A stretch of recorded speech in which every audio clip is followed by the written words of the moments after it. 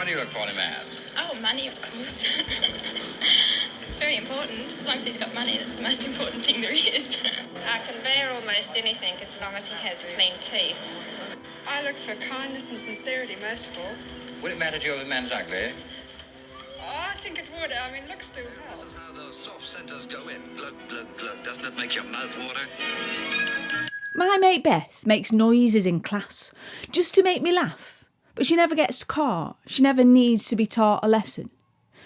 My mate Beth is blessed with a smile that after a while makes you forget she gets you in trouble. My mate Beth wrote Mr. Phillips's a ponce once on the dining room wall for all to see, but it was me that was left holding the pen, but then the blame always landed on me. My mate Beth left me holding the door. My mate Beth, that I don't see anymore, thinks life is a game.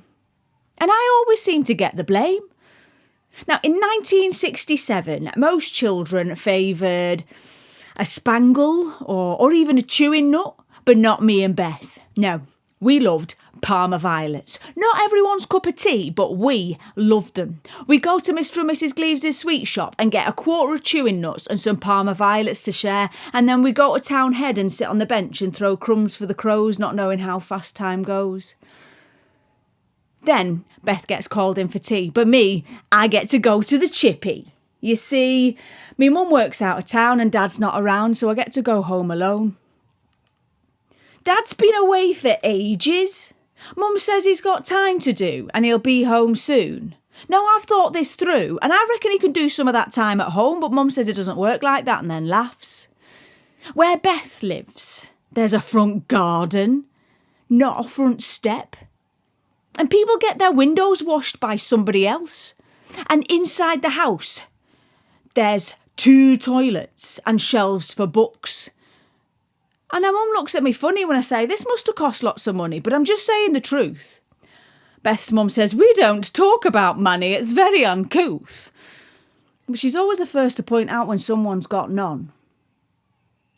It was on a Tuesday when Beth got me into trouble.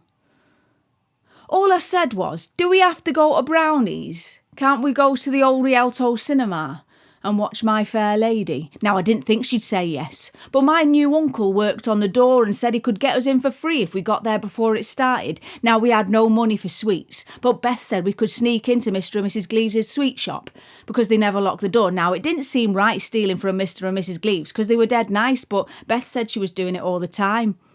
And then she was running down the road and I just followed. My Fair Lady is the wrong name for what it was. To me, it should be called The Girl That Was, because to me, it was just a girl in a bad outfit selling flowers. Then after a few hours, she pronounces a tease just to please the men, then she goes and falls in love with one of them. But the songs were good.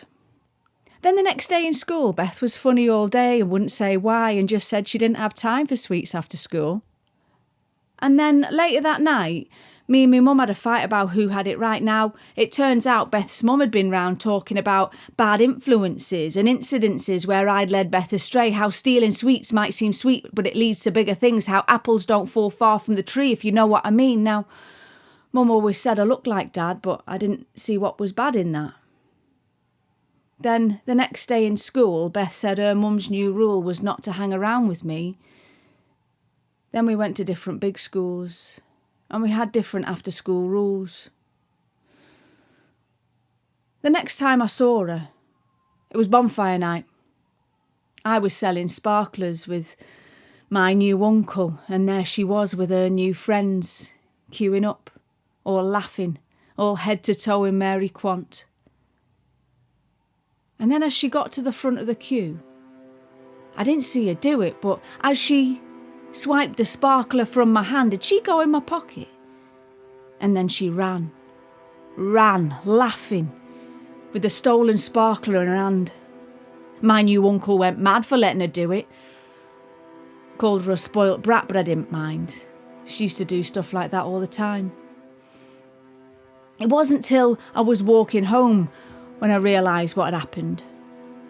When I put my hand in my pocket for my keys, I found a memory of sweet treats. You see, in my pocket I found a pack of Palma violets slipped in there by my mate Beth. And I remember the smile as she ran away fast. A smile that took me back to Townhead, sitting on the bench, throwing crumbs for the crows, not knowing how fast time goes.